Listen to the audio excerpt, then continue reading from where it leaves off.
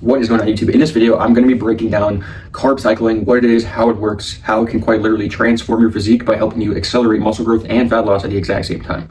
Now, this is something I've been doing for a while, and although I have messed with other diets, I've done low carb, I've done keto, things of this nature, I've been doing a lot of carb cycling recently, and it's been something I've been teaching a lot of my one-on-one inner circle students. If you guys have questions or you want to jump on a free roadmap session to see if I can help you, you can click the link in the description to book in a free roadmap session, and we can essentially just figure out where you're at right now, where you're looking to go, see if I can help. With carb cycling, what I teach is, for the guys that are actually doing it, is you're going to have about 2 to 3 days of extremely high carbs. On those days, you're going to be doing cardio, also paired with extreme high intensity hypertrophy style training. Now, if that scares you off, you can just leave the video, because it's not going to work for you if you're not willing to actually train your ass up in the gym, go hard, push yourself to your limits, and do cardio. So those are the high carb days. The benefit is you're using way more energy, but you're able to also eat foods that maybe aren't in your regular quote unquote diet, right? Those other 3 days of the week, your 2 to 3 days, you're probably going to want to keep your carbs under 200, maybe 150 grams to be even sharper. And those days you can do it a variety of ways, but what I like to do is I like to have my high carb days be more whole foods. So rice, pasta, potatoes, that's going to keep me full. These are going to be the most quality nutrients for recovery, for fueling my performance.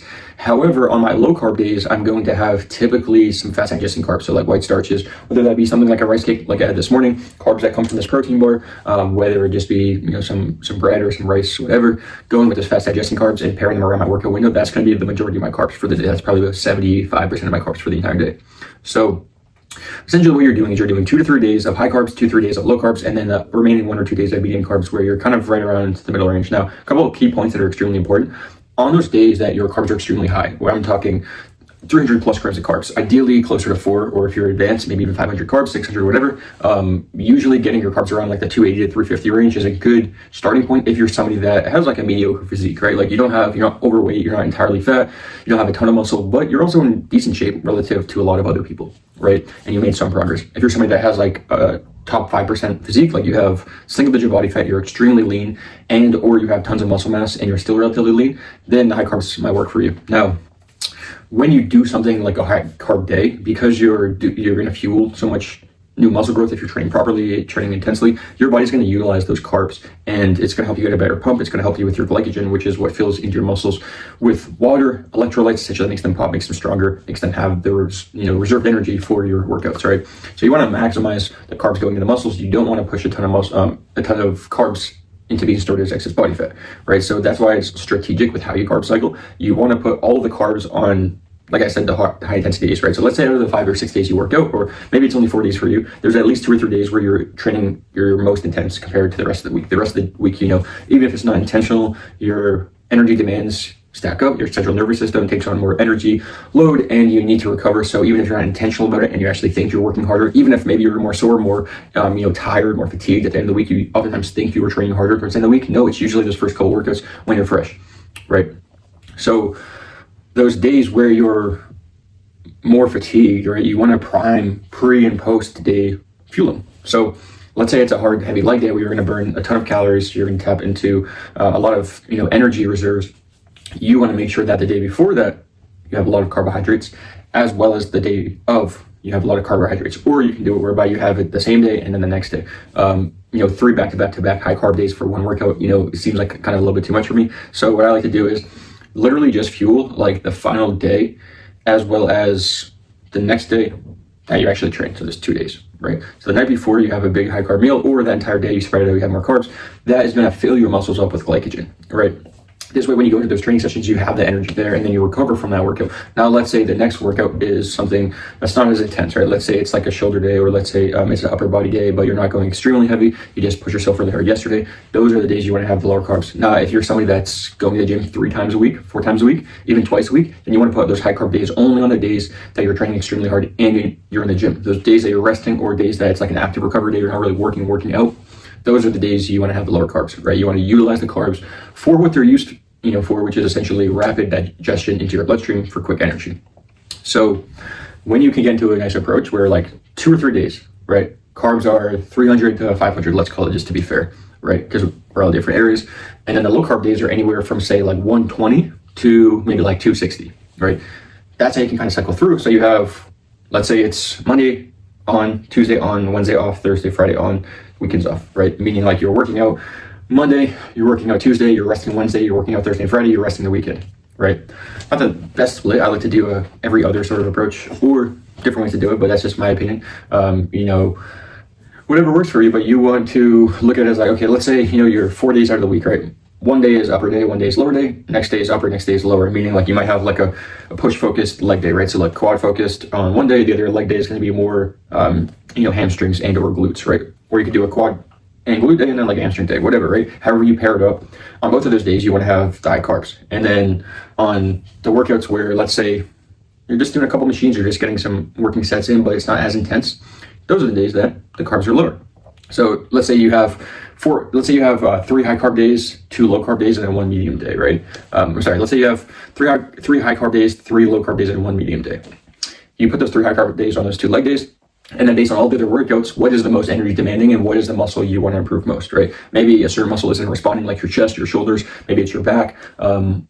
In addition to like the leg workouts where you're going to utilize those carbs, where else do you feel like you could have an extra edge that would benefit you in your workout, in your training session, therefore help you work out longer, do more sets, lift heavier weight, do more repetitions, get closer past your fatigue, to like that failure point, and then figure out like what's the primary one, right? Let's say you want to grow your shoulders, your chest, and your back, and also your legs and your arms, like me. Like you want to grow every single muscle. I was like, okay, I have to understand that my leg days are the ones that have the high carbs, because one, I want to grow them, but 2, they need carbs on those days. Squats are going to be a lot harder than bicep curls, and your body's going to need a lot more utilization of energy. Right. So I have my 2 leg day carbs, and let's say I have back, shoulders, chest, and arms, right? I don't always do them one muscle by themselves. A lot of times I'll do more full body style, but I'll split it up, rotate through, etc. For me, I want to grow my back, my shoulders, my legs, my chest, and my arms. But for me, if I think about, okay, like an arm workout versus a shoulder workout versus a back workout, which is going to be most energy demanding, it's probably going to be the day where I'm doing bent over barbell rows, I'm doing lat pull downs, cable rows, I'm working an extremely large muscle group relative to these other ones. That is the day that needs to have carbs. And then for my shoulder day, for my arm day, I still have plenty of glycogen filled in my muscles, plenty of carbohydrates, but those are the days that I have low carbs because it's not as energy demanding and you still have energy to be working with. Now, a nice thing about this is 2 things I'll say. One, you can get away with essentially eating more food while still being in a deficit. I'll kind of explain. Now, let's say you're in a calorie deficit at the end of the week, right? Out of all 7 days, at the end of the 7 days, let's say you got like 21,000 calories, and on average 3,000 calories a day, somewhere higher, somewhere lower. But let's say that from those days that you have higher carbs, your calories are higher, you're not actually going into a surplus on those days specifically, but you're instead utilizing the energy to fill up your muscles, right? You're not going to store that as fat. And those low carb days, you're going to keep yourself in that deficit across the entire week. So at the end of the week, you're in a deficit with calories, but it's almost like you're not, because you ate extra calories, but they just weren't stored as excess energy. They were utilized during your training sessions. That is a good way to get into the rhythm because you're in a deficit, but you're also eating more food on certain days. So diet doesn't get boring. There's something called like diet break, which is very good, not just for like your psychology, for your mental, for like the mental fatigue aspect, but most importantly for your body. When you're eating a ton of food, your metabolism will start to utilize it, and over time it gets adapted to that. It's not going to be as efficient. You're not going to be as lean. Your insulin sensitivity won't be as on point with that higher food and a higher carb day. But then when you give it a reset and you bring your carbs back down, it's almost like a variation of fasting. Essentially, you're pulling tons of carbs and tons of water weight, therefore, from your body because carbs store a lot of water in them. So when you're eating a lot of carbs, you're also going to store a lot of water weight. That's why people, when they do things like keto, low carb, or they even just do a fast, within a day or two, they drop like 5 to 10 pounds. Most people, if let's say they don't eat anything, or let's say they bring their carbs down, and then in 2 weeks they drop 10 pounds. Like the reason for that is because 7 to 9 pounds of that's mostly going to be water because you haven't eaten anything, right? Or if you have been eating, the carbs haven't been going in your system. You haven't been eating carbs or low amounts of them, so you're going to retain less water, drop weight, right? That's why that happens. But if you want to be in a calorie deficit, you need to figure out like how many calories you're actually eating. See, too many people focus on how many am I burning every day. You're burning so many more calories across your entire day than you are inside the gym. And most people don't know how to determine any of that, to calculate what they're burning. Unless you're wearing a heart rate monitor or some sort of watch throughout the day, which still can be inaccurate. It's very hard to know, right? And a lot of people don't want to do that, wearing like a heart rate monitor around their chest, and the one around the wrist is going to be less accurate, and it's probably going to be off by a little bit because of the watch, whatever. I would just say the easiest thing you can do is figure out how many you're consuming, right? Because think about it like this: if you're eating 2,500 calories a day, but you don't know it, like you don't know how many calories you don't track anything, whatever, and you eat 2,500 calories roughly on average every single day, and then you step on the scale every 2-3 months, your weight's exactly the same. That means, okay, like roughly you're burning 2,500 calories and you're kind of at maintenance, right? So that means that you're not going to lose or gain weight. So that's how you kind of determine what you're burning and what your body actually needs.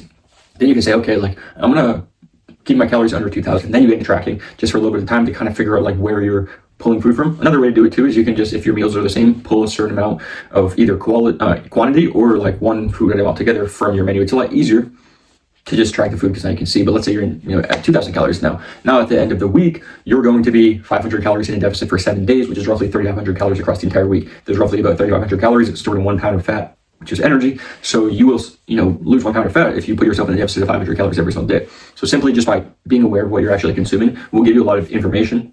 Now you know, okay, I'm in a deficit. Well, how do I want to structure my calories? Well, I want to break it up from carbs, fats, and protein, the three main macronutrients. And so knowing there's 4 calories and 1 gram of carbohydrate, 4 calories and 1 gram of protein, you can figure that out yourself. So essentially, let's say you want to get 1 gram per pound of body weight in protein. That's what's going to help you fuel and optimize new muscle growth. That's what the science shows. Sometimes people go a little bit higher, but I'd say 1 gram is easy, simple math, it's easy to remember, etc. Let's say you're 150 pounds, you want to get 150 grams of protein in, right? So 150 grams, there's 4 calories per gram. That means that there's 600 calories just from the protein. Now, let's say you also want to get in on, a low carb day. Let's say you want to get in, 60 grams of fat, right? There's roughly 9.5 grams of fat. There's 9.5 calories roughly in 1 gram of fat, right? So let's just do some simple math. Let's call it 10. I know it's off by a little bit, but 10 times 60 grams is 600, right? So roughly 600 calories, plus we add 400 or 600 from the protein. So it's 1,200 calories. You have 2,500 calories you're going for. Now let's say you have 1,300 calories left over. That literally means that you can just divide the 1,300 divide by 4, figure out where your carbs should be. So 1,300 divided by 4 is going to be roughly 320 or something like that, if I'm doing math correctly. So now you have 320 grams of carbs. That's like a high day. Now, let's say the other days, you want to go into your low carb days. Okay, so you have your high carb days are 300 to 350 roughly grams of carbs, 150 grams of protein and 60 grams of fat, right? Now your low carb days, you can do something whereby, and this is the second thing I'll add in that I was going to mention before. You don't want your protein extremely high on those low carb days, because if your protein is more than sufficient, meaning like your body breaks protein down into amino acids, and that's what it utilizes to build new lean muscle, to recover, etc. So if you're in the gym, you don't have any protein in your system, your body's actually going to pull amino acids from your muscle. So that's why it's important to have enough protein from the previous day, from the same day, etc. Right? Okay, so now we know that your high carb days, you want to have about 320 grams of carbohydrates, about 150 grams of protein, and about 60 grams of fat. Perfect. Just literally track on MyFitnessPal and figure out what foods you're eating and just write them, just write them down. Make sure you use all the ingredients, not just skipping things, like add the sauces, even the 0 calories, 10 calorie stuff. It'll just get you in the habit of doing it. And now you can know, okay, boom. And eventually when you're eating the same sort of foods, you can eventually stop tracking altogether, because these are the same size meals. Either I'm weighing or I'm eyeballing, but it's roughly the same macros I was eating before.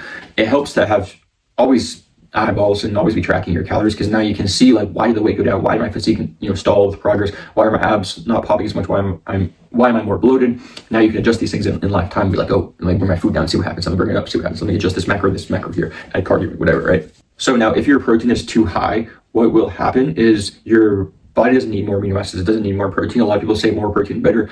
That's true to a certain extent. A lot of people are deficient and they're not eating nearly enough protein. But if you're eating over a gram and a half of protein per pound of body weight, you're going to be probably getting more than enough, right? Sometimes people like to take the risk. I like to take the risk usually of eating a little bit more than I might need just to be safe. But the downfall to that is when you eat excess protein, you therefore have excess amino acids being broken down into your bloodstream, meaning that what will happen if your body doesn't need them is they will be converted through something called gluconeogenesis, which essentially is your body converting that protein, those amino acids, into glycogen, or glucose, which converts into glycogen, which essentially is a carbohydrate. Meaning, with all that being said, to summarize and make it simple, when you eat too much protein, your body converts that into carbohydrates, just like if you just eat the carbohydrates themselves. So that's why it's important that on your lower carb days, you're not eating 190, 200, 250 grams of protein if your body only can utilize 150. Now, if you're a bigger guy, let's say you weigh 200, 210 pounds, yeah, you could probably eat 250 grams, 275 grams and be fine, but it's like, you probably don't need that much. And even if you do, you're just taking that risk that it's converted into fat, right? So just keep in mind, like, when your protein is too high, or even if your fats are too high on a low carb day, it's not the way you want to do it, because that will just lead to excess calories being consumed. Like, people think, oh, my carbs are low, so I can eat more fat. Yeah, but like the fat has way more calories, more than double that the carbohydrates does. You're probably going to go in a calorie surplus now, and not you won't be in a deficit. You won't be losing weight anymore. So it's good to keep your fats a little bit higher than most days, or around the same, and then your proteins, keep them high but not like maxed out, right? Go for that 150, 170 grams of protein. Keep your carbs low. You'll notice you won't have as many cravings on these days. And also the protein that you do eat, because you're not eating carbohydrates so much, you're not getting an insulin spike. You're not getting a blood sugar spike, which essentially is signaling to your brain that you're hungry, you want to eat food, right? And you get cravings. Keeping your carbs low is going to prevent that, and that's just going to make sure you're in a deficit that day. And those other days, you'll notice, wow, like you're probably more hungry for each meal because you've been eating carbohydrates so much